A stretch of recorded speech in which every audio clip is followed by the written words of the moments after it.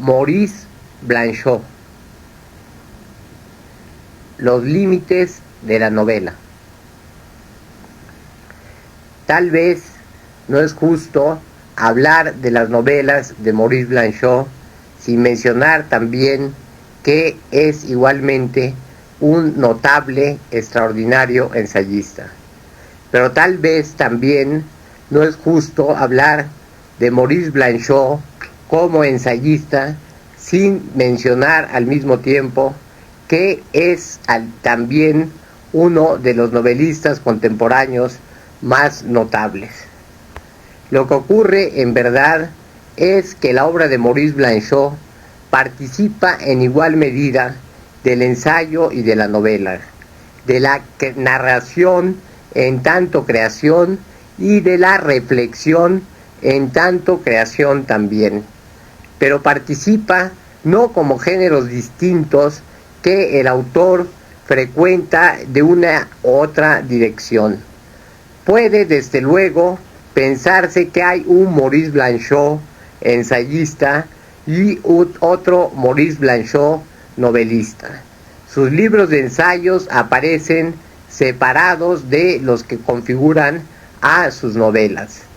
Pero, sin embargo, en un sentido profundo, no puede pensarse que la tarea como novelista de Maurice Blanchot es independiente de su tarea como ensayista, que la tarea como ensayista de Maurice Blanchot es independiente de su tarea como novelista, porque lo que ocurre en verdad es que en esas novelas del notable, del eminente autor francés, es imposible delimitar lo que correspondería de una manera tradicional al ensayo y lo que entraría dentro del terreno de la narración pura.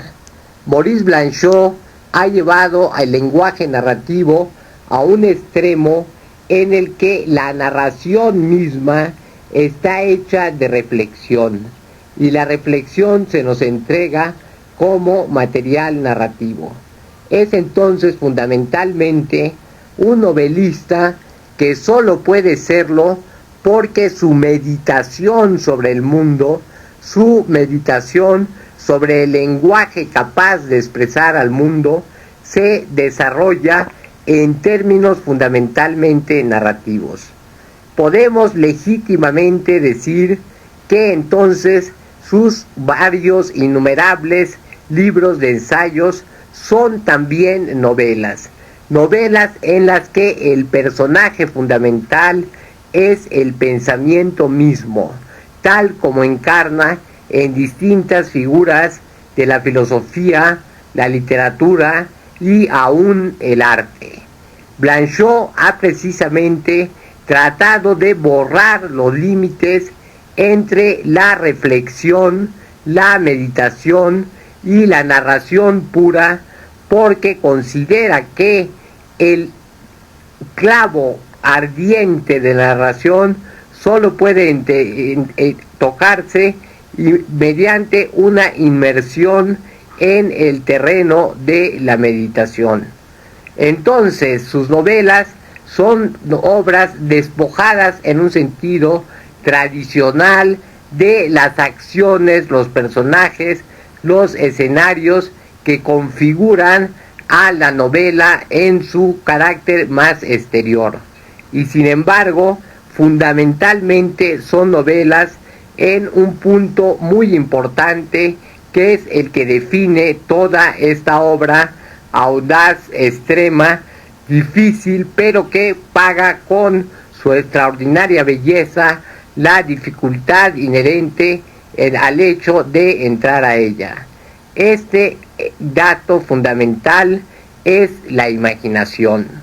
Maurice Blanchot tiene una visión muy particular de la función que lo imaginario juega en relación con lo real y del carácter que lo real alcanza cuando es visto a través del poder de la imaginación. Porque la imaginación para Blanchot es la fuente de la que se alimenta el lenguaje y en el lenguaje se crea una realidad independiente, una realidad autónoma, capaz de hacer aparecer precisamente lo que antes de que se convirtiera en lenguaje aparecía como informe y carecía totalmente de la visibilidad indispensable para hacerse comunicable. El lenguaje entonces hace aparecer lo que hasta antes de que su acción obrara sobre él era considerado imposible. Lo imposible y lo imaginario son los límites extremos dentro de los que se mueve la narrativa de Maurice Blanchot. Imposible porque no tiene cabida dentro de los límites que normalmente se da a la realidad. Imaginario porque precisamente la acción del imaginario, de la imaginación es la que puede hacer que eso que hasta entonces era considerado imposible se convierta en un posible, en una existencia mediante el lenguaje que es al mismo tiempo su objeto y su sujeto. Novelas que emplean el lenguaje para meditar y hablar sobre el lenguaje mismo, pero no de ningún modo novelas que pueden considerarse novelas del lenguaje. Lo importante en ellas es esta acción del lenguaje mediante las cuales el novelista, el creador, va a hacer aparecer lo que no tenía apariencia posible. Las palabras van a configurar entonces una apariencia erigida a través de su propio rumor. No es extraño entonces que las novelas de Maurice Blanchot se dirijan fundamentalmente hacia aquello que tradicionalmente es considerado como la frontera dentro de la que cesa toda comunicación. Son novelas cuyo tema fundamental, evidente e inmediato, dramático y directo es la muerte. La muerte es para Maurice Blanchot aquello que no puede menos que considerarse imposible de comunicar, incapaz de acceder a los límites dentro de la comunicación entre los hombres, se hace existir, y al mismo tiempo como el objeto central de nuestra existencia que forzosamente desemboca en ella. Pero la muerte, ese imposible, puede precisamente ser imaginada por el lenguaje, ser obligada a aparecer por el lenguaje, porque el campo del lenguaje es precisamente esta imposibilidad.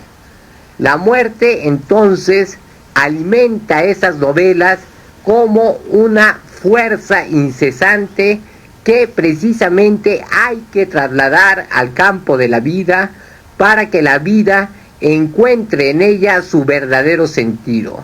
No porque la vida deba estar volcada hacia la no existencia, sino porque precisamente la no existencia puede desmembrar y hacer desaparecer el auténtico valor de la vida. Entonces hay que convertir esta no existencia en una existencia que se muestra precisamente a través del campo narrativo. Esta es la difícil y extrema tarea a la que se siente abocado como escritor Maurice Blanchot. En el empeño por tocar estos límites de lo narrable, puede decirse que la novela en sus manos ha tocado sus últimos extremos.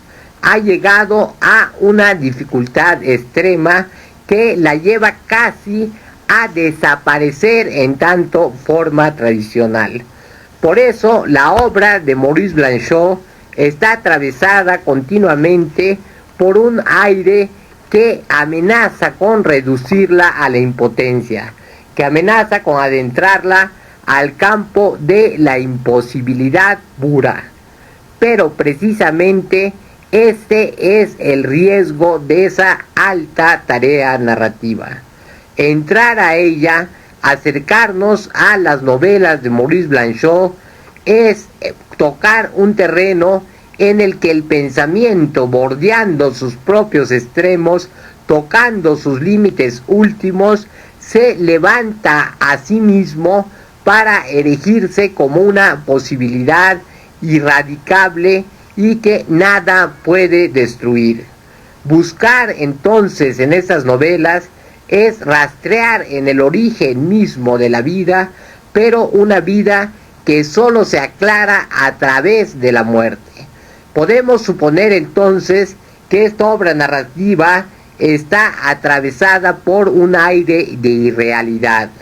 La irrealidad es su terreno natural, pero una irrealidad que se vuelve palpable, vigente e inmediata a través de esa dedicación de la absoluta del escritor por llegar a un punto desde el cual puede volverse a iniciar el movimiento de la vida porque ha tocado sus auténticas fuentes.